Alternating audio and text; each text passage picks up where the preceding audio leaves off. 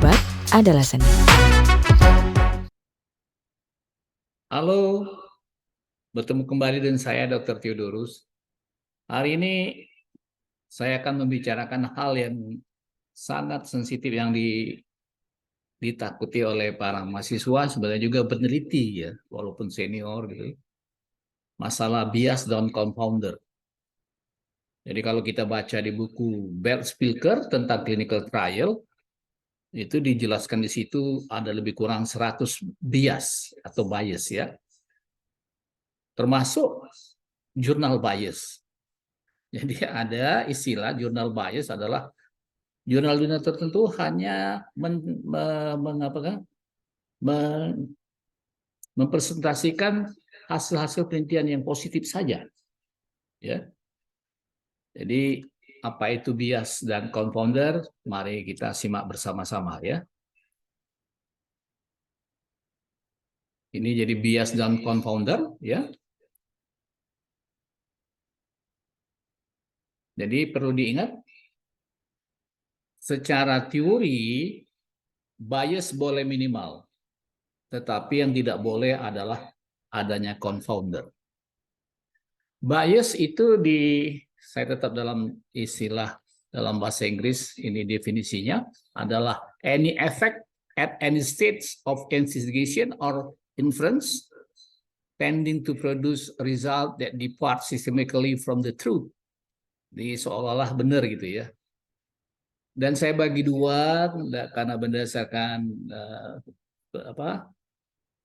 yang penjelasan sebelumnya dibagi dua, hanya yang analitik saja yang saya lihat bias dan confoundernya. Jadi penelitian eksperimental atau dalam hal ini uji klinik obat, dan kedua adalah studi observasi. Nah, pada uji klinik obat atau disebut randomized control trial, itu hati-hati yang paling banyak itu kadang-kadang bias pengukuran atau measurement bias ya. Untuk menegakkan diagnosa, alat yang digunakan itu terstandar atau tidak, atau istilahnya terkalibrasi atau tidak.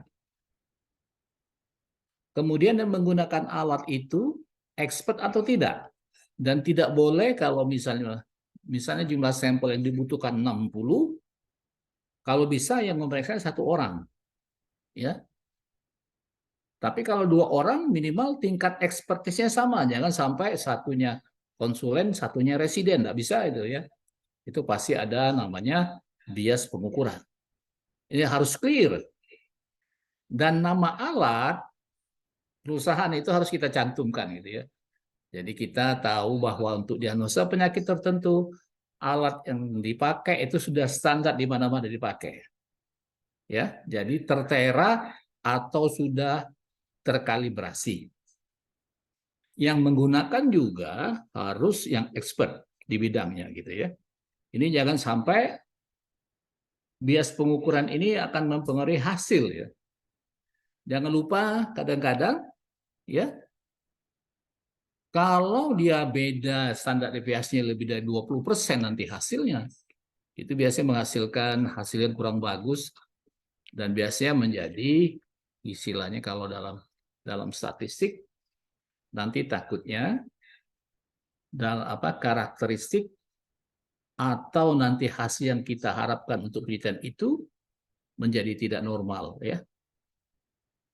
Nah, yang kedua adalah bias seleksi. Ya, kalau Anda perhatikan di kuliah tentang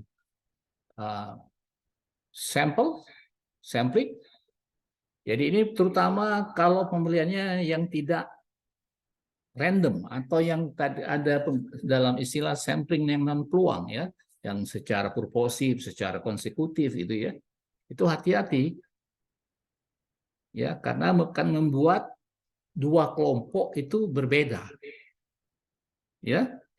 Misalnya kelompok satu memang kontraindikasi tentang obat, kontraindikasi terhadap obat yang akan kita teliti, atau penyakitnya justru lebih berat.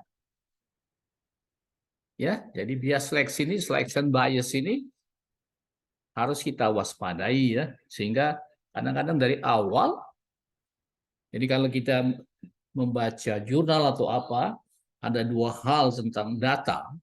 Pertama adalah karakteristik, atau disebut juga adalah basic data population ya. Jadi dua kelompok atau tiga kelompok atau empat kelompok pada eksperimental itu harus homogen. Jadi dia bersifat istilah dalam statistik ataupun dalam epidemiologi namanya comparable, dapat dibandingkan. Tidak boleh nanti kita ke situ ada satu kelompok sakitnya lebih berat dari yang sakit yang lain, itu tidak boleh gitu ya. Itu disebut bias indikasi. Kalau bias indikasi terjadi, sebenarnya penelitian itu dianggap gagal gitu ya. Jadi selection bias, hati-hati terutama kalau memang prevalensi penyakit itu sedikit, jadi pasti pasien yang datang sedikit, kita seolah melakukan randomisasi, padahal yang kita lakukan sebenarnya false randomization. Kita hanya melakukannya secara konsekutif, berturutan saja. Ya. Sedangkan kalau random sebenarnya pasiennya berkumpul banyak baru kita random gitu ya. Tapi kalau datang satu-satu sebenarnya ya itu bisa disebut simple random tapi tidak begitu, tidak pas gitu ya. Ya. Jadi itu kadang-kadang disebut juga false randomization. Nah, yang ketiga adalah bias respon. Ini kalau hasil penelitian itu kita pakai kuesioner untuk menanyakan efektivitasnya atau efek sampingnya ya. Dan tidak boleh bersifat kuesioner itu menggiring ya. Ini disebut respon bias ya. Jadi kita sudah tahu misalnya kalau pengguna penderita ansietas itu kalau pengguna obatnya berwarna hijau. Jadi mereka dengan memorinya terhadap pengalaman masa lalu tentang penggunaan obat lebih responsif daripada penderita yang lain. Demikian juga penderita depresi terhadap obat warna kuning. Ya, ini bias respon harus kita waspadai ya. Jadi seolah-olah efektif ataupun seolah-olah semuanya aman. Jadi kita ingat parameter randomized control trial itu ada 4. Efficacy, efektivitas, safety, efek samping obat, acceptability, mana yang lebih diterima atau lebih disukai, yang terakhir adalah compliance, tentang kepatuhan. Ya, jadi respon bias sih kadang-kadang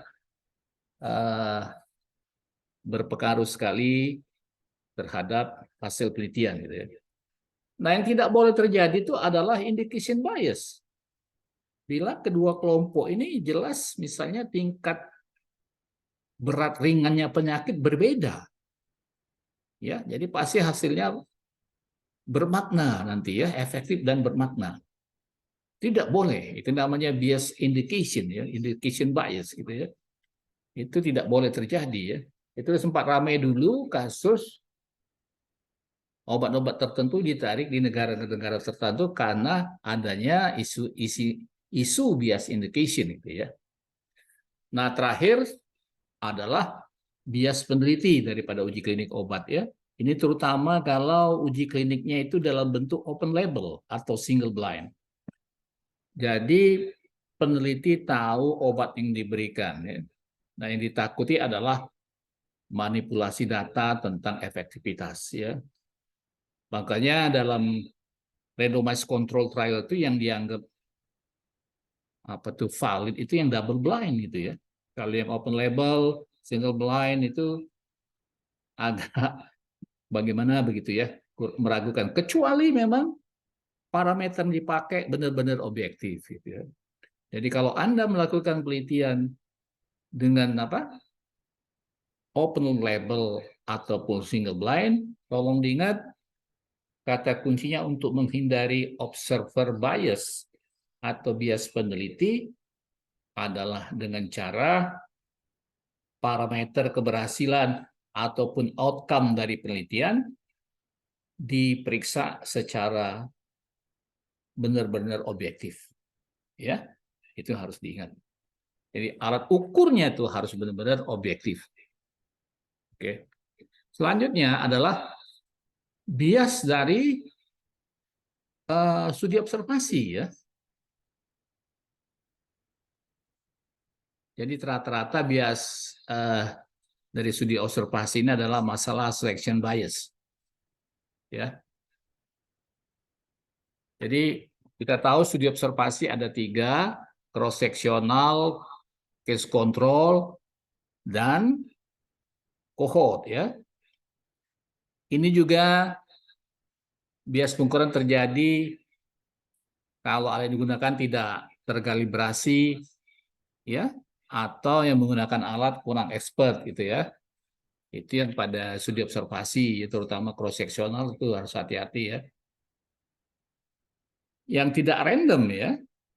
Jadi misalnya memang dari segi sosial demografik, umur, seks, pendidikan ataupun pekerjaan, terutama untuk sudah dikasih kontrol juga, ini akan jadi masalah gitu ya. Nah, kalau pada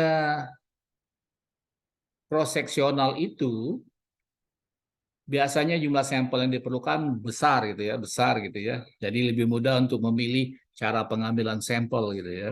Tapi pada studi kasus kontrol itu pengambilan sampel agak sedikit terbatas gitu ya. Karena kita tolong ingat kasus kontrol biasanya untuk penyakit yang jarang atau rare disease atau rare disease.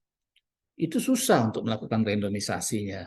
Apalagi kadang-kadang misalnya pada kasus-kasus biologi molekuler, pemeriksaan patologi, anatomi itu memerlukan reagensia yang masa berlakunya itu expired date-nya itu tidak lama, 1 bulan, 2 bulan, sehingga untuk memilih kontrol itu susah sekali. Ya, jadi ini harus hati-hati, dan ini yang terbanyak terjadinya bias seleksi itu pada studi kasus kontrol, gitu ya. Dan catatan yang paling penting untuk kasus kontrol itu, kasus dipilih berdasarkan index D, yaitu kita boleh pilih salah satu dari 2 ya. Satu, hari masuknya MRS, masuk rumah sakit, atau yang kedua kita pilih berdasarkan tegaknya diagnosa. Misalnya ada pasien, hari ini tanggal 19 ya, tanggal 19. Nah, apakah waktu dia masuk langsung bisa terdiagnosa? Atau memerlukan beberapa pemeriksaan dulu, sehingga seminggu kemudian baru terdiagnosa. Nah, kita tentukan kontrolnya berdasarkan hari kasus ini. Baik itu MRS ataukah itu tegaknya diagnosa. Ini yang membuat sulitnya penelitian case control, walaupun dalam tanda petik secara teori disebut retrospective study.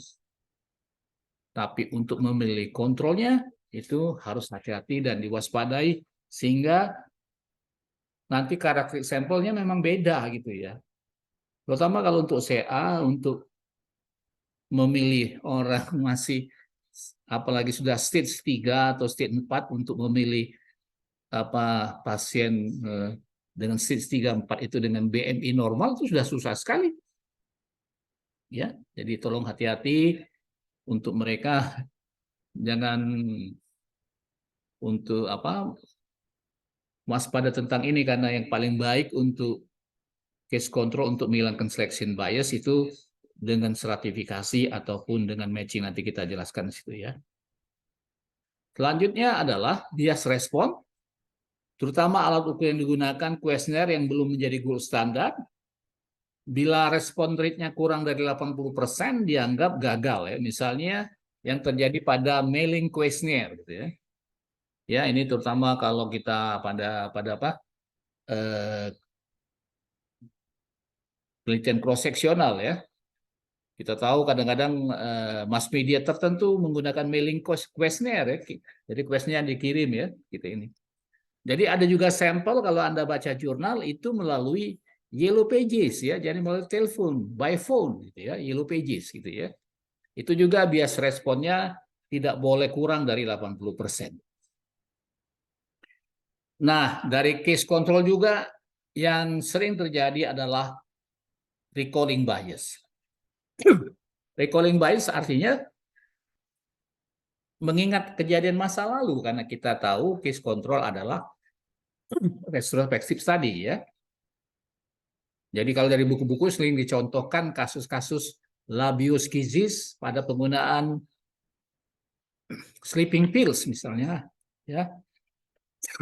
Itu ibu-ibu yang lahir dengan anak labioskisis lebih ingat obat yang digunakan selama kehamilan dibandingkan ibu-ibu yang anak-anaknya tidak terlahir dengan labioskisis.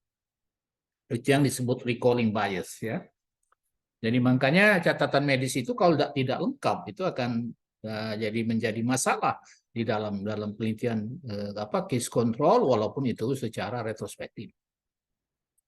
Nah, kalau penelitian kohort jelas yang jadi masalah utama adalah loss follow up.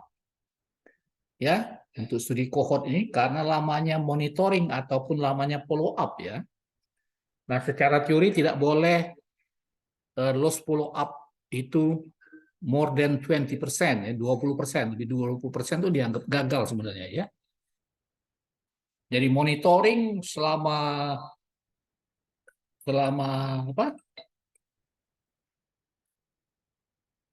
Selama waktu penelitian itu sangat diinikan ya. Loss follow up. Jadi itu khas daripada kohort. Dan terakhir adalah confounder ini.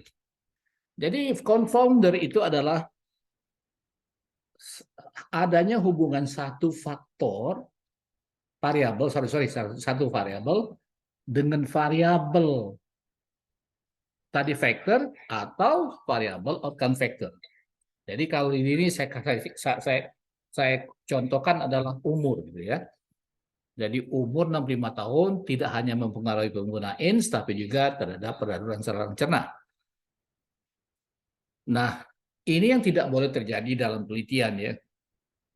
Confounder faktor pengganggu. Jadi kalau kita menduga adanya bakal faktor pengganggu terutama dari sosiodemografik data, misalnya tadi sudah saya sebut umur, jenis kelamin, ya, pendidikan, pekerjaan, bisa juga misalnya kalau pada pasien CA stadium ya stadium. Nah itu kita lakukan nanti cara mengatasi bagaimana. Nah yang terakhir adalah cara mengatasi bias dan confounder ya. Nah mengatasi bias dan confounder, kalau bias itu mudah dengan cara randomisasi gitu ya, dengan cara randomisasi.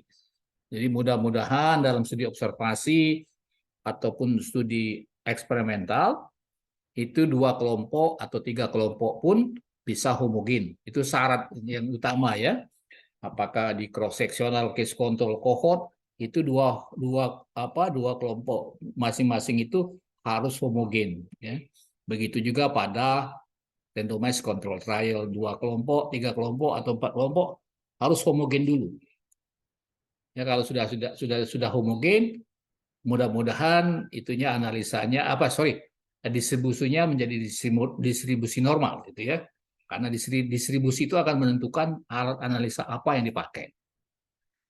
Nah, untuk cara mengatasi confounder yaitu dengan pengambilan secara stratifikasi ataupun matching pasangan.